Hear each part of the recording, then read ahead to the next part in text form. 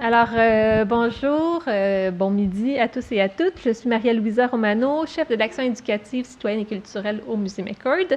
Et au nom de l'équipe du musée et de celle de l'École d'éducation permanente de McGill, je vous souhaite la bienvenue à cette quatrième présentation de la série Les dialogues McGill-McCord qui sont présentés dans le cadre du bicentenaire de l'Université McGill, mais aussi du centenaire du Musée McCord et en lien avec la programmation du musée et les programmes offerts à l'École d'éducation permanente de McGill. Avant toute chose, je voudrais reconnaître que le Musée McCord est situé en territoire qui est fréquenté et occupé depuis des millénaires par des peuples autochtones et qui n'a jamais été cédé par voie de traité. La nation Guigneng-Guéaga démontre toujours un fort attachement envers ce territoire qu'elle nomme Tiohtià:ke. Reconnaissant notre passé colonial et ses conséquences désastreuses pour les premiers peuples, le Musée McCord considère qu'il est de son devoir de contribuer à une meilleure connaissance des cultures autochtones et à leur revitalisation. D'ailleurs, 3 des dialogues proposés dans cette série ont abordé ou aborderont justement des questions proches de cette intention que se donne le musée, mais aussi l'Université McGill, notamment la conférence de David Carrière-Acko, membre de la communauté Cri Peter Ballantyne en Saskatchewan, qui aura lieu la semaine prochaine. So today's presentation relates to the Chapleau Profession Cartoonist exhibition, which feature over 150 original cartoons, sketches, and illustration, and reveals unknown facets of this artist.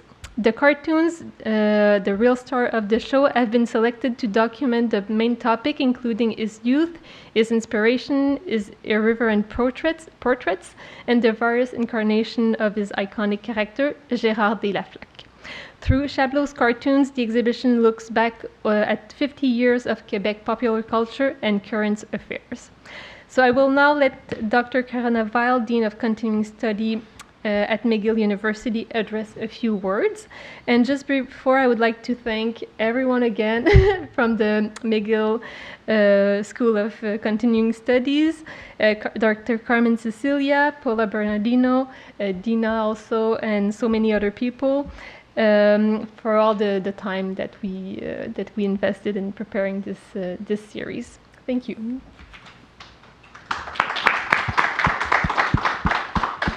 Merci beaucoup, Maria-Louisa. Ouais. So, bienvenue, welcome, Sego Tansi Tangusit. My name is Carola Weil, Dean of Continuing Studies at McGill University. I want to thank everyone here at the McCord Museum, in particular Madame Suzanne Sauvage, the president, and Ghislaine Picard, the chair of the board, for hosting us so generously. Today, we are gathered in Tiohtià:ke, also known as Montréal, the traditional territory of indigenous peoples, including the Haudenosaunee and Anishinaabe nations. McGill honors, recognizes, and respects these nations as the traditional stewards of the lands and waters from which we host today's event. In the spirit of the Longhouse, or gathering place, that used to bring people together from all over the Kanagawa region. We recognize that when we stand together, we can have more positive impact. As we celebrate the beginning of McGill University's 3rd and the McCord Museum's 2nd centuries, we have an opportunity to reimagine the role that institutions of learning and culture like McGill University and the McCord Museum can and should play in the life of our diverse society. This is also an opportunity for McGillians to reinforce ties with our neighbors and local communities across the city, the country, and the world. So the timing was perfect to partner with our neighbors and create the McGill-McCord Dialogues series to mark these special anniversaries and to take continuing education and lifelong learning on a journey beyond the ivory tower of higher education. We launched the series last week on September 30th, the National Day for Truth and Reconciliation, with a conversation led by McGill's professor Wanda Gabriel. And yesterday we were so privileged to hear from Nakuset, the executive director of Native Women's Shelter of Montreal. Nakuset shared her personal story about growing up in an adoptive family. If you missed these sessions, both recordings are available on the SES YouTube channel, and we're delighted that this session as well and future ones are being recorded. I invite you all to consult the SES website to find out more about the series that takes place on Thursdays and Fridays. These dialogues are here for you, our community of friends, neighbors, students, alumni, and colleagues, to actively engage with the ideas, images, and artifacts that McGill and McCord offer, to help shape our own knowledge and the future before us together. I want to thank my colleagues both at McGill School of Continuing Studies and at the McCord Museum for their hard work and creativity in standing up this partnership and series, with a special word of appreciation to Paula Bernardino, the chair of our SES Bicentennial Committee, and Maria Luisa Romano from the museum here. I will now invite my colleague from the school, Dr. Nadej Fesova, who is the academic program coordinator for our public administration and governance programs and has been working on our leadership programs, to introduce today's speakers, who will focus on Quebec and Montréal politics and the links to local media and, of course, cartoons. Thank you.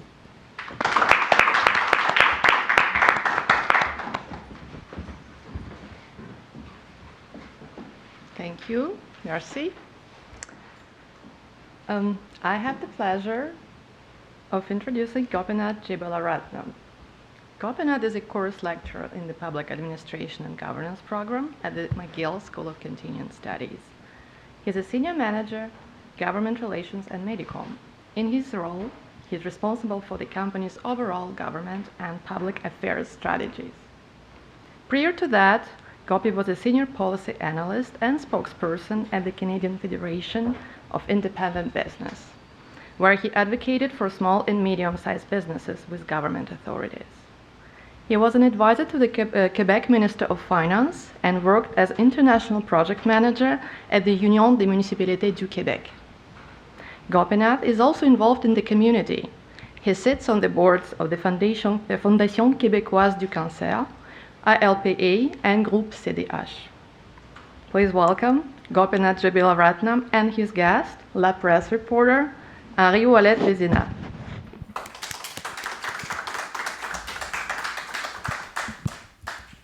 Bonjour. Est-ce que ça marche? Oui. Merci beaucoup, Dr. Nadej, Madame la doyenne. Merci pour cette opportunité de nous permettre de discuter entre familles, je devrais dire, de politique, de médias, puis surtout des élections, parce que nous venons d'en traverser une grosse élection, et puis nous sommes en pleine campagne d'élection municipale aussi, donc je remercie vraiment Henri de ta générosité pour toute ta préparation, puis la discussion qu'on a eue passionnante ce matin en vue de cette présentation.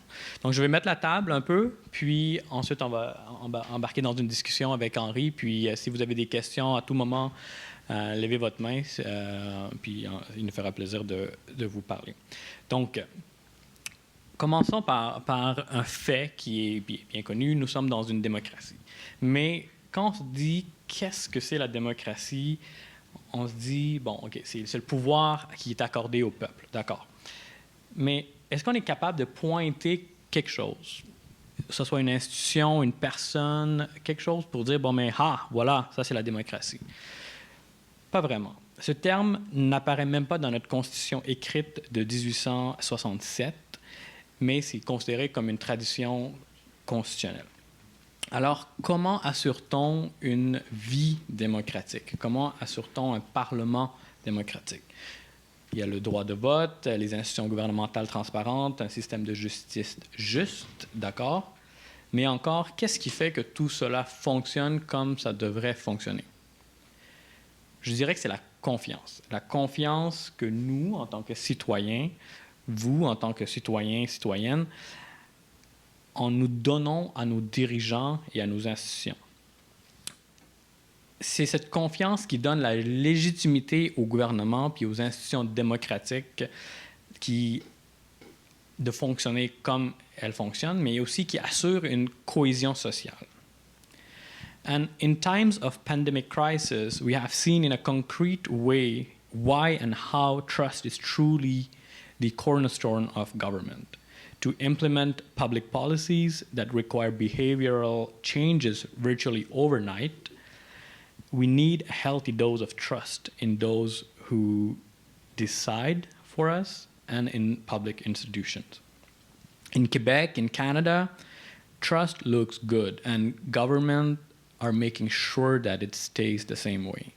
Last May, for example, we learned that the CAQ government has commissioned for up to $600,000 of pools to take the pulse of Quebecers since the beginning of the pandemic.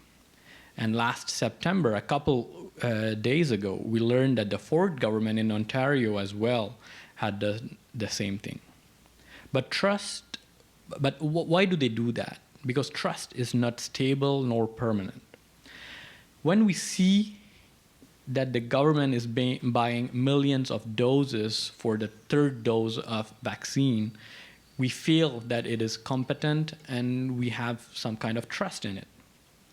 But on the other hand, when we learn that the government has awarded a $237 million contract to a 7 days young company run by a former party member, then we start to lack confidence in the same government. But how do we know this? How do we know what the government is doing the right thing or has dodged a bullet on something very important? Donc, combien de personnes ici vous êtes abonnés à un fil de presse du gouvernement et qui lisez attentivement tous les jours? C'est ce que je pensais. Combien de personnes font des demandes d'accès à l'information au gouvernement? C'est ce que je pensais. Donc, ce rôle, ce vecteur est assumé presque exclusivement par les médias et c'est eux qui ont la délicate tâche de choisir, vérifier, contre-vérifier, questionner, douter et ensuite de publier ce que le gouvernement dit dans les médias, soit écrit, télévision, radio et autres. Donc, les journalistes comme Henri, les chroniqueurs, les éditorialistes, les photojournalistes, mais aussi, comme M. Chapelot, les caricaturistes, ont une certaine responsabilité, une lourde responsabilité, une grande influence sur notre perception, notre opinion du gouvernement et par le fait même, notre confiance envers ce gouvernement, ces gouvernements. Donc, c'est de cela que nous allons discuter aujourd'hui avec Henri Ouellette-Vézina de La Presse. C'est un jeune journaliste que j'ai connu dans mon ancien emploi. C'est un jeune, mais quelqu'un qui a beaucoup de profondeur. Moi, je ne sais pas pour vous, mais je le lis pratiquement tous les jours dans mon journal le matin, qui écrit sur une panoplie de sujets, mais toujours avec une rigueur et une recherche assez poussée pour qu'on puisse comprendre le sujet de façon précise, claire, lorsque nous terminons l'article. Nous allons discuter de confiance, de politique de médias, et nous allons prendre comme cas d'espèce les élections, parce que Henri en a couvert une pelletée d'élections. Il a couvert les élections provinciales de 2018, il a couvert les élections fédérales, il était dans une caravane, il va nous en parler, caravane du Parti conservateur du Canada, des élections qui viennent tout juste de se terminer. Puis, nous allons parler des élections qui sont en cours, les élections municipales, pour lesquelles j'espère que tout le monde va pouvoir aller voter dans un peu moins d'1 mois. Donc, Henri, je t'inviterai à te présenter peut-être un background de ce que tu fais, puis we'll start from there. Même merci pour les bons mots, vraiment, ça me touche. Puis merci à tout le monde, puis merci à tout le monde ici pour l'accueil. C'est vraiment plaisant de pouvoir discuter de politique et de médias dans une formule comme ça. Donner un peu de background sur moi. Moi, j'ai commencé en journalisme il y a environ 6 ou 7 ans. J'ai étudié à l'Université Laval. Je suis originaire de Québec. Donc, j'ai étudié à l'Université Laval en journalisme. J'ai commencé au journal étudiant. C'est souvent d'ailleurs là où on commence. C'est ce qui nous éveille la passion, on va dire. Donc, moi, j'ai commencé au journal étudiant Impact Campus à l'Université Laval. Ensuite, j'ai été au Soleil, qui est le journal à Québec, le journal de la capitale. Puis il y a 4 ans et demi à peu près, j'ai fait de Montréal ma ville d'adoption. Donc j'ai commencé mon expérience montréalaise au journal Métro comme journaliste municipal et transport urbain. Donc j'ai fait 2 ans là-bas, très, très instructif. Puis je suis arrivé à peu près là, quand la mairesse Plante commençait son mandat. Donc ça a été un moment hyper intéressant. Puis là, il y a à peu près 1 an et demi, j'ai fait le transfert à la presse, cette grande salle de rédaction qui me permet de faire beaucoup de choses et avec qui, disons, je côtoie des collègues qui m'en apprennent beaucoup sur mon métier à tous les jours. Puis ben, à travers tout ça, à travers ces 7-8 années-là, j'ai eu la chance de couvrir, comme tu le disais, pas mal de campagnes politiques parce que c'est vraiment ça, personnellement, mon dada, c'est ma passion. Journalistique, c'est vraiment la politique. C'est pour ça que je suis allé en journalisme à la base. Donc, j'ai eu la chance d'avoir des patrons qui m'ont fait confiance puis qui m'ont permis de vivre des choses assez incroyables. C'est de ça qu'on va parler aujourd'hui.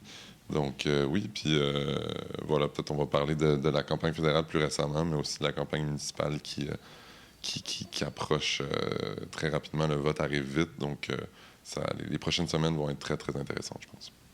Parfait. Mais merci beaucoup. On va commencer avec je vais te poser une question en français, puis ensuite Ouais. on va switcher en anglais. Puis peu importe la langue que vous parlez, gênez-vous pas pour lever votre main aussi.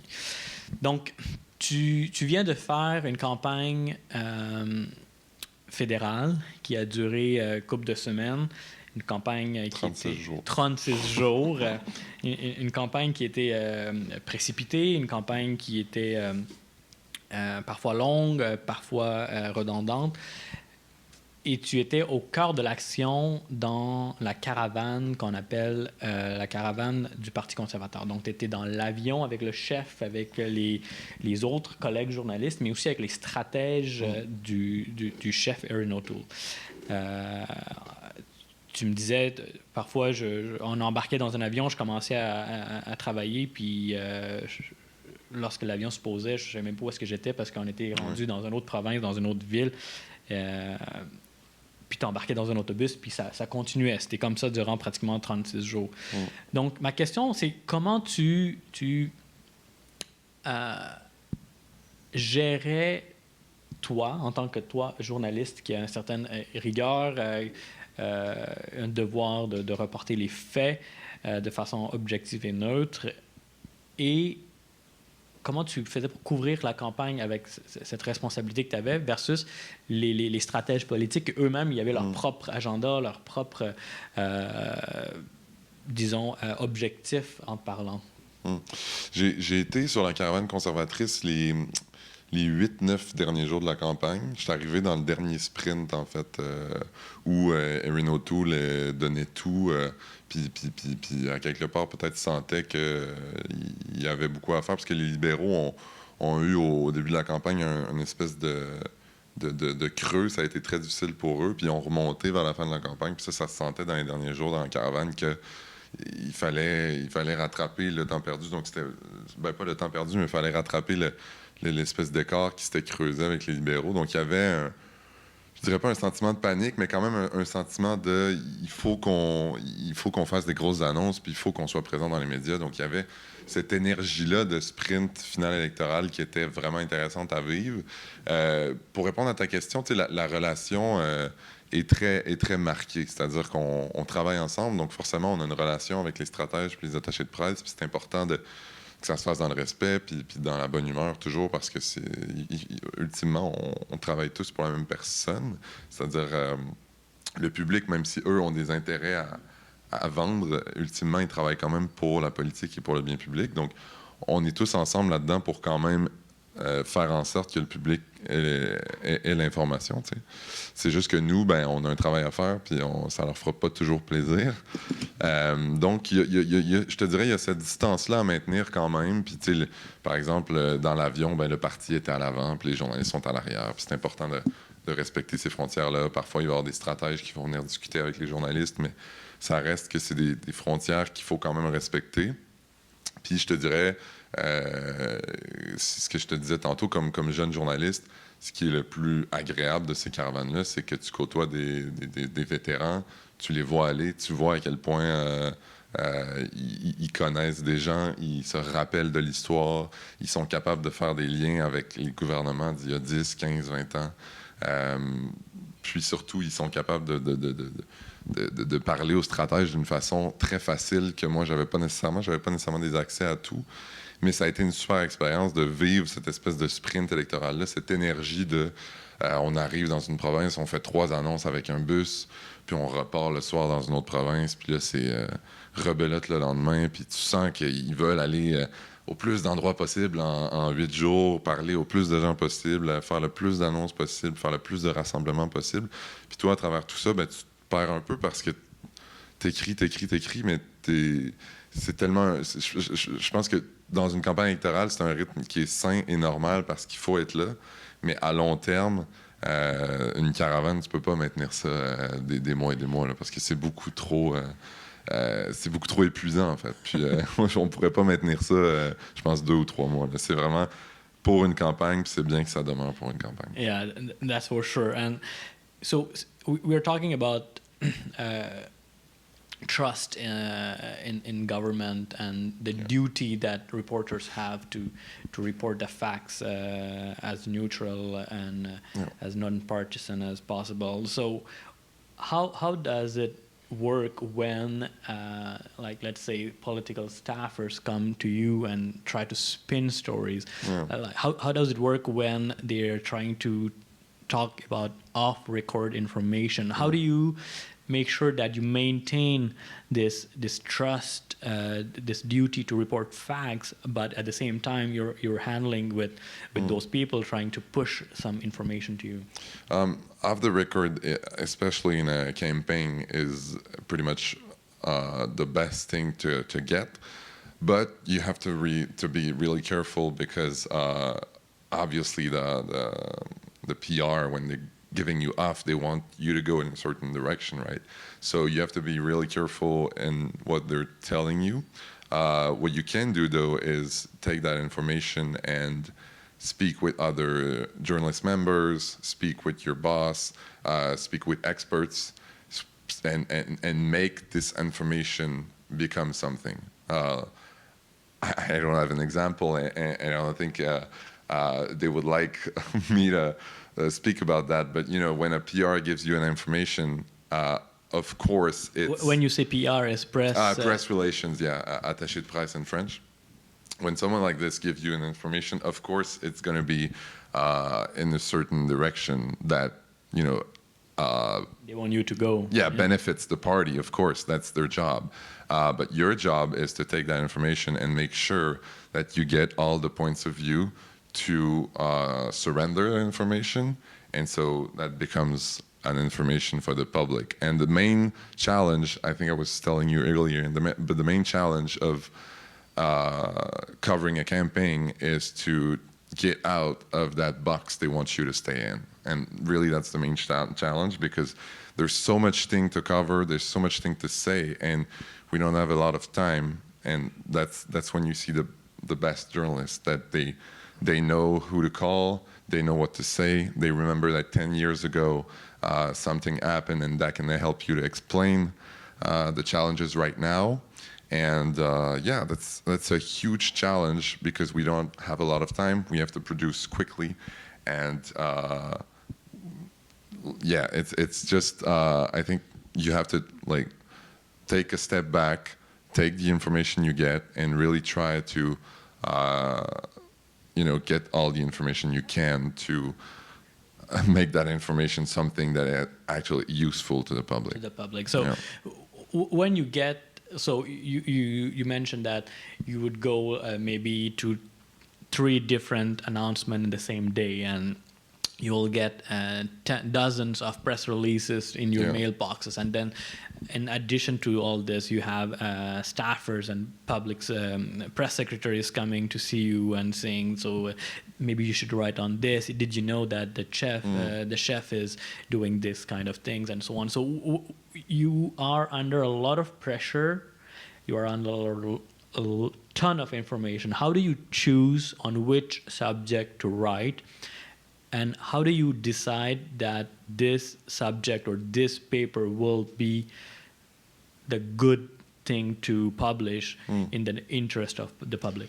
It's really, I think it's a question of what you think it's the most useful to the public. Because a conference in a camping, like Erin O'Toole gets here, he has an announcement to make, right? So he announces measures, he announces a plan for housing, a plan for health measures. He announces something, but in most of the cases, the thing we're going to write about is something happening in a campaign. So for Erin O'Toole, for a while, it was firearms. So we used to question him a lot about this.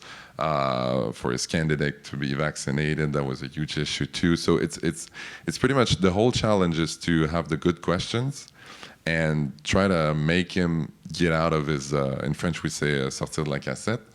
So that's pretty important, and that's a hard thing to do because even in the last days of the campaign, they really want to control the message, make sure that what you see in the media is what they announce.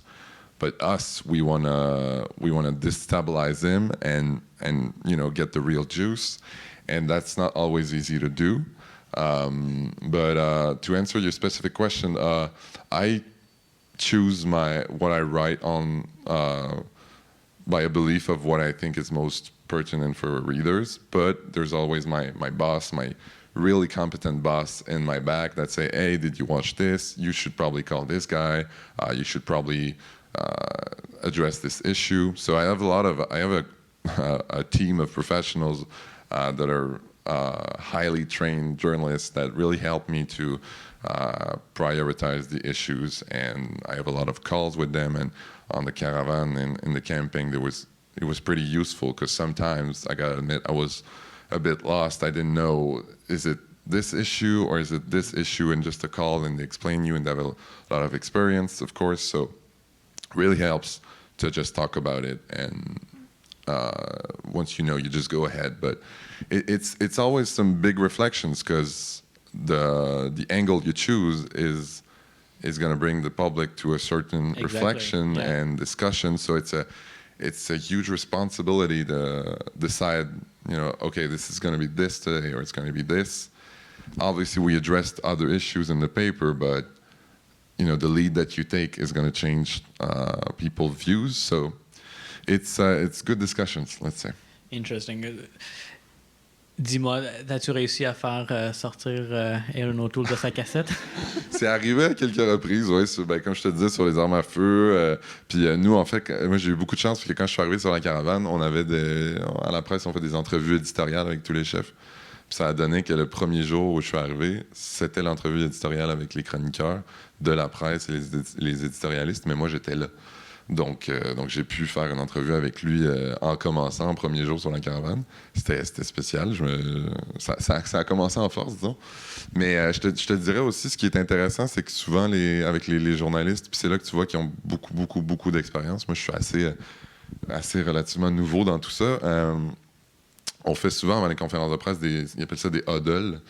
Puis ça, en gros, on se rassemble puis on dit, OK, toi, tu vas aborder tel enjeu, moi, j'aborde tel enjeu, toi, tu vas aborder quoi? À travers, avec différents médias, là. Exact, en fait, avec tous les médias qui sont là, puis on se hiérarchise comme ça, on dit, OK, toi, tu vas aller en premier, moi en deuxième, parce que toi, tu vas aborder tel enjeu. Comme ça, on s'assure de couvrir tout ce qui est important actuellement. Et puis là-dedans, je te dirais, la relation avec le public est très importante. Moi, pendant la campagne, je recevais des tonnes et des tonnes de courriels de lecteurs qui me disaient, c'est super intéressant ton papier, mais as-tu pensé à tel angle, à tel autre suivi? Puis j'étais, mais wow, mais bonne idée, tu sais. Puis après, j'en parlais aux collègues, puis ça donnait quelque chose. Donc, cette relation-là avec le lecteur est hyper importante, puis je pense que c'est encore plus développé pendant la pandémie, parce que les gens étaient chez eux, avaient du temps, étaient intéressés, avaient besoin de réponses aussi, au début surtout. Donc, je pense que cette relation-là, journaliste-lecteur, est hyper importante à la réussite de nos... en fait, à la pertinence de nos papiers, de nos articles. Puis, parce qu'après, on peut permettre aux lecteurs de se sentir impliqués. Tu sais, quand nos lecteurs voient qu'on pose les questions qu'eux-mêmes se posent, il y a une relation qui se construit. puis l'information devient d'autant plus pertinente pour eux. Donc c'est aussi ça, c'est de jongler avec les intérêts du public, puis en même temps les intérêts de l'actualité qui parfois se présentent à nous-mêmes sans qu'on puisse y faire quoi que ce soit. Super intéressant. In the course that I teach the last semester, under the guidance of Dr. Nadej, the course is titled Current Issues in Public Administration. I had the pleasure of hosting one of your colleagues, Mathieu Dion, from Radio-Canada, and he told us, and we talked about a similar subject here, right? So he told us that every single time before he publishes, before he goes on TV, he asks himself a single question: is it in the interest of the public? Yeah. Toi, do you have this kind of mantra or question or a red line that you impose on yourself? Yeah, a lot. I think too much, maybe. I think I rethink a lot about what I write. And the main challenge, as I was saying, is we don't always have the time we would want to write a piece because everything goes really quick and we have to deliver. So you don't have like hours and hours to think about what you want to write. So you have to think quick. But I think the best pieces I've written are the ones which I actually had the day or even 2 or 3 days to think about. And I impose myself a lot because, as I was saying, it's something that really has an importance on the social debates we're going to have. And I think when I started in this field, I was not fully aware of the importance of this, because you write and you don't really you don't really realize what impact it can have on people. But when I got into La Presse, which is a huge newspaper in Quebec, I remember I went into a bar sometimes and I just earlier wrote a piece and I heard people talking about the paper and I was like, oh wow, okay. This is something. And that's pretty much the moment I realized that the challenge we choose to address really have an impact on the debates, on social debates. So it's a responsibility that I take really seriously, and I reread a lot, I rethink a lot, and I think it's really good for a journalist to question himself and to, sometimes I come back to my pieces and I'm like, I could have called this guy, or I could have done this thing, and I think it's really good to always criticize yourself to make better. Super. Moi, quand on parle de confiance du public envers le gouvernement, c'est vraiment un domaine de recherche qui est très développé. Quand l'OCDE a effectivement écrit beaucoup, surtout durant la pandémie, parce que, évidemment, c'est ce qui différencie entre, au Canada, on est un des pays les plus vaccinés, par exemple, parce qu'on fait confiance à nos gouvernements qui ont décidé d'aller dans cette direction-là, versus d'autres pays plus, disons, corrompus, où est-ce qu'il y a plus de problèmes, où le taux de vaccination n'est pas élevé parce que les gens y croient pas. Ça s'applique aussi dans des enjeux pré-pandémiques, disons. Par exemple, juste dans le niveau de la taxation. Qu'est-ce qui fait que dans des pays, les gens hésitent à payer leurs taxes parce qu'ils savent que le chef d'État va leur voler, il va partir avec l'argent, versus ici où est-ce qu'on a un système fiscal qui est un des meilleurs au monde et ça fonctionne. Donc, en 2019, dans un sondage que l'OCDE avait fait, les pays d'OCDE, le niveau de confiance des gens qui habitent dans les pays d'OCDE envers le gouvernement était de 45%. Donc, c'est moins d'une personne sur 2 qui faisait confiance au gouvernement. En pleine pandémie, il y a un sondage qui est sorti, qui a été fait par une boîte de consultation internationale qui s'appelle Edelman, qui a été publié l'année passée et qui recensait le niveau de confiance puis le niveau non, c'est ça, le niveau de confiance envers non seulement les institutions du gouvernement, mais aussi envers les médias. Puis au Canada, et spécifiquement au Québec, les gens font beaucoup confiance à leurs médias. On parle autour de 65% de gens qui font confiance à leurs médias en général, mais quand on parle de médias traditionnels, on est à 3 personnes sur 4 qui font plus confiance aux médias traditionnels, dont par exemple, ton employeur à toi, la presse, Le Devoir, Radio-Canada, etc.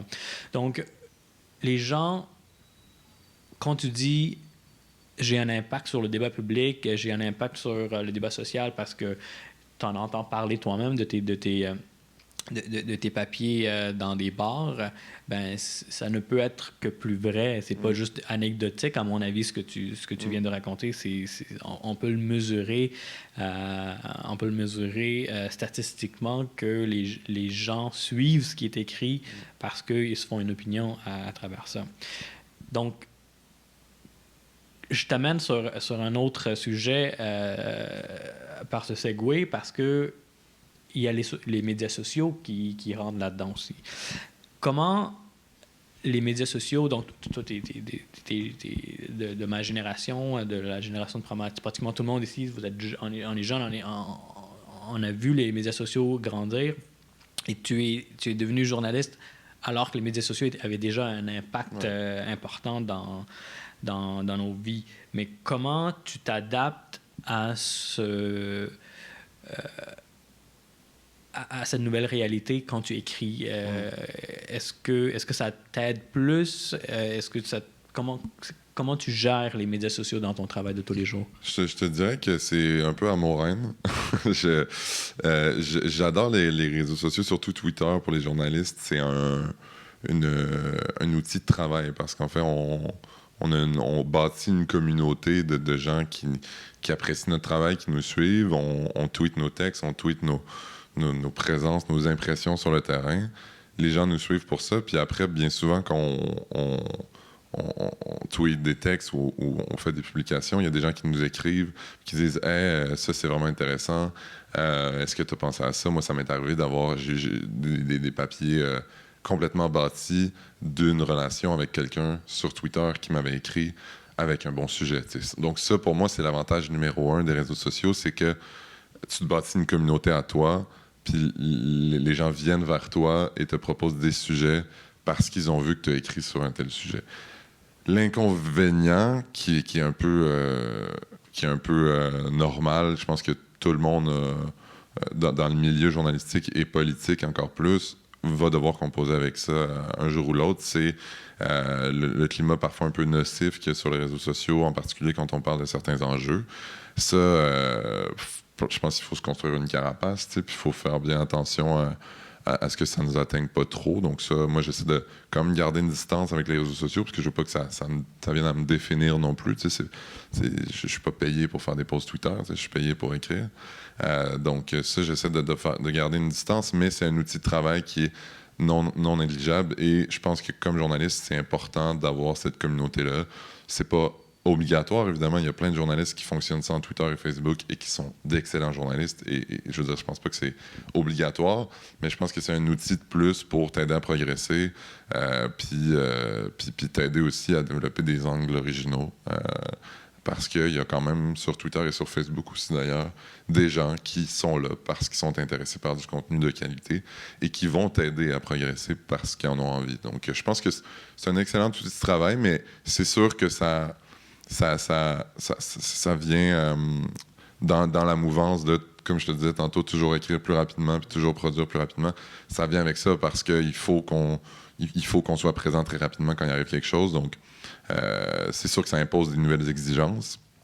Mais je pense que moi, tu le disais, je suis chanceux d'être dans la génération qui a grandi avec ça parce que pour moi, c'est naturel d'utiliser les réseaux sociaux. Puis c'est pas quelque chose de difficile. Pour moi, ça vient naturellement. Donc, j'essaie de tirer le bon et de quand même, comme je te disais, garder une distance pour pas que ça vienne trop comme étant partie de moi.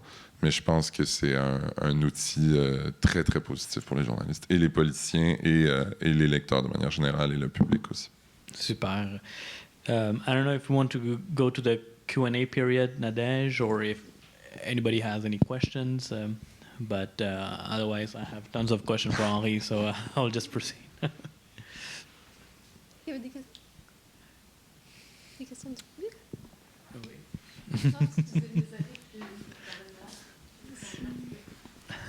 Bonjour, merci Henri pour ta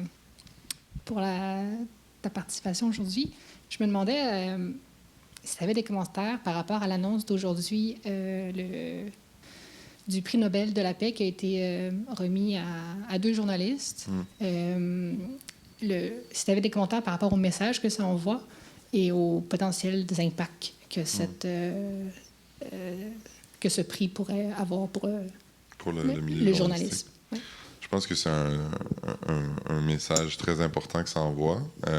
Ça démontre, en fait, ça met en relief tout l'impact que les médias peuvent avoir sur les débats internationaux. Puis je pense que ça envoie aussi le message que les médias sont plus importants que jamais dans des temps actuels.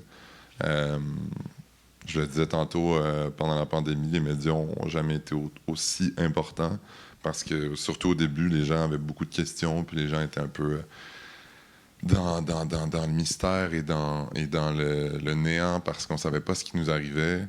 Puis c'était la job des journalistes de donner des réponses à ces gens-là. Donc, je pense que ça envoie un message hyper pertinent et important de dire à la population, ben, les médias traditionnels doivent rester, on doit mieux les financer, puis leur mission est essentielle. Donc oui, je pense que c'est hyper positif qu'on envoie ce message-là à tout le monde. Thank you.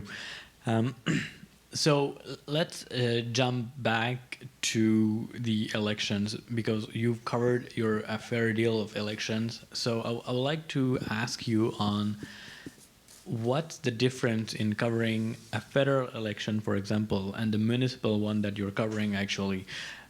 What kind of challenges that poses to you, and what kind of mental taekwondo that you have to do when you cover those 2 different types of elections? I love the expression mental taekwondo.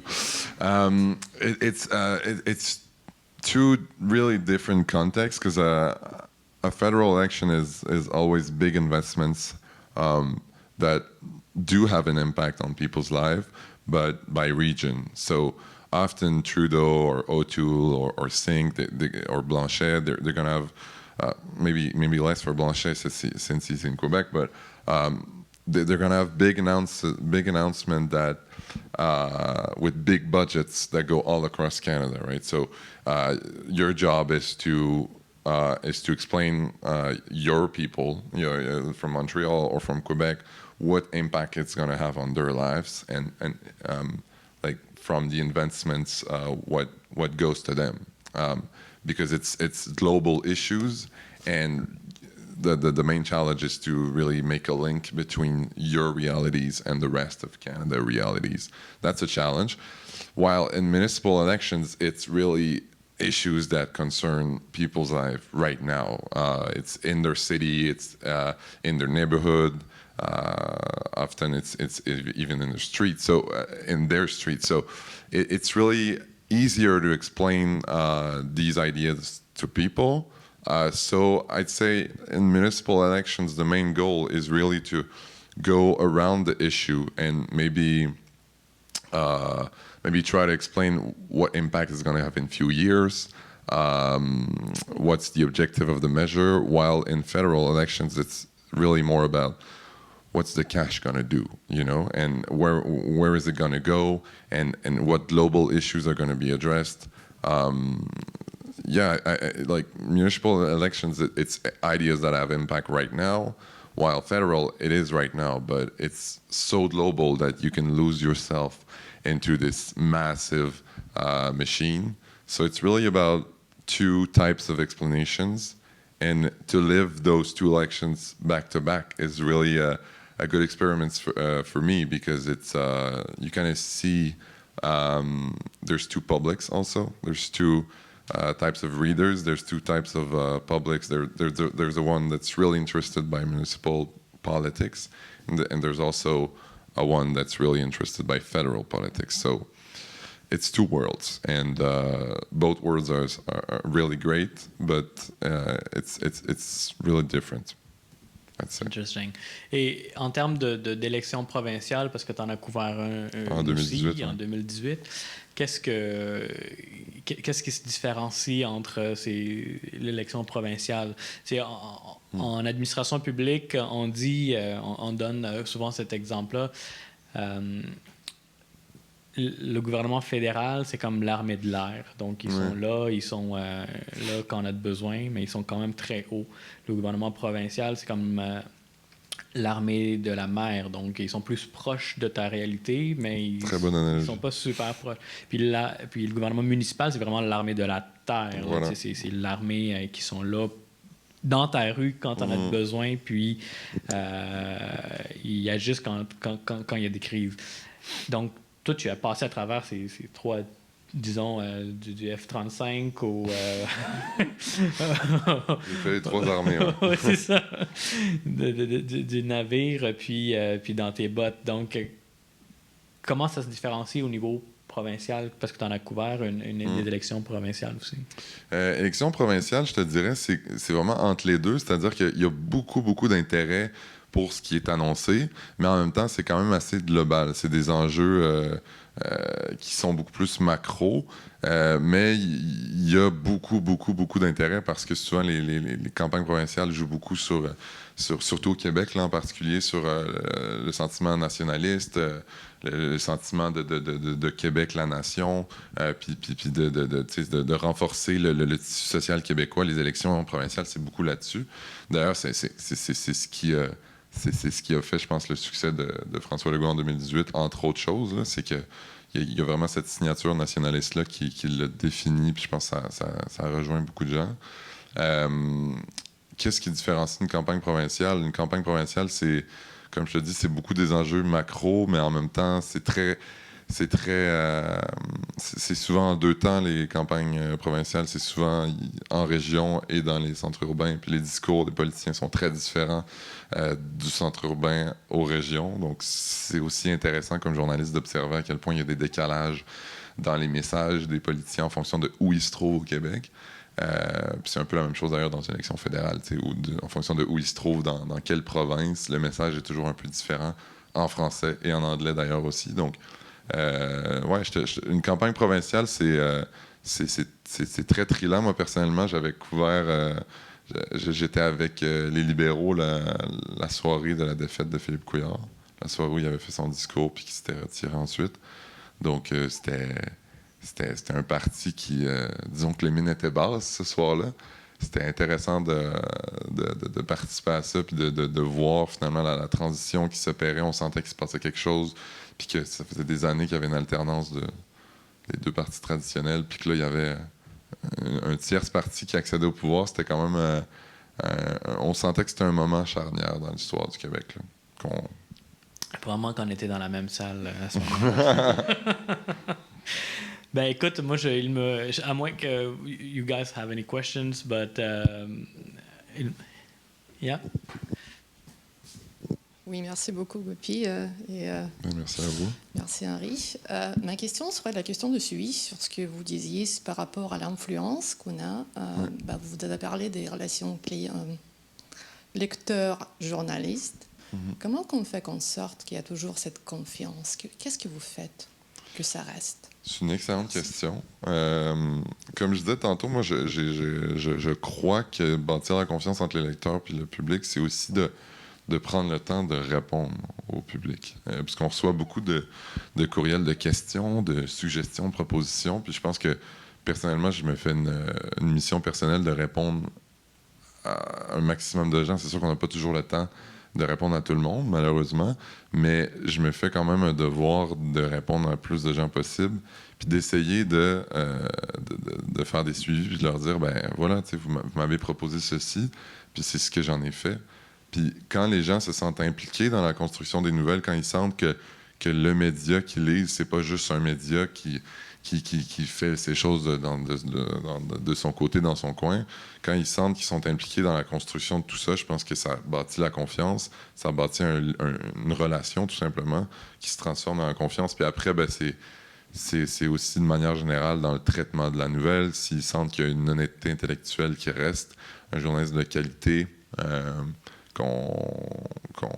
qui verse pas dans le sensationnalisme. Je pense que c'est tout ça aussi, c'est que les gens s'associent ou se voient dans un média en particulier. Puis je pense qu'à la presse, on a cette réputation-là de quand même être un média qui traite les enjeux de façon très le plus neutre possible et le mieux possible. Puis je pense que tout passe par le dialogue. Puis comme je le disais tantôt avec la pandémie, personnellement, moi, je l'ai senti, le shift qui s'est fait avec le public. On recevait beaucoup plus de courriels qu'avant. Puis c'était beaucoup avez-vous pensé à ceci? Puis est-ce que vous pouvez poser telle question parce que j'ai besoin d'une réponse pour ma famille et moi, t'sais.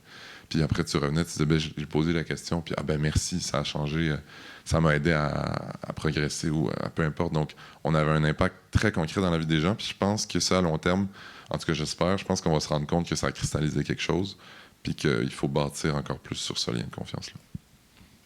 Intéressant. Any other questions? No? Well, I'd like to thank you so much, Henri, for Thanks this to you. very insightful discussion. And Nadège, I'll handle the mic to you. Yes, thank you very much, Gopi, Henri. Toujours plaisir. So we're going to continue the dialogues. The next dialogue will be held next Thursday. Is that correct? Right, and we hope to see you all back. And we're going to close with this today. Thank you very much. Thank you. Thank you.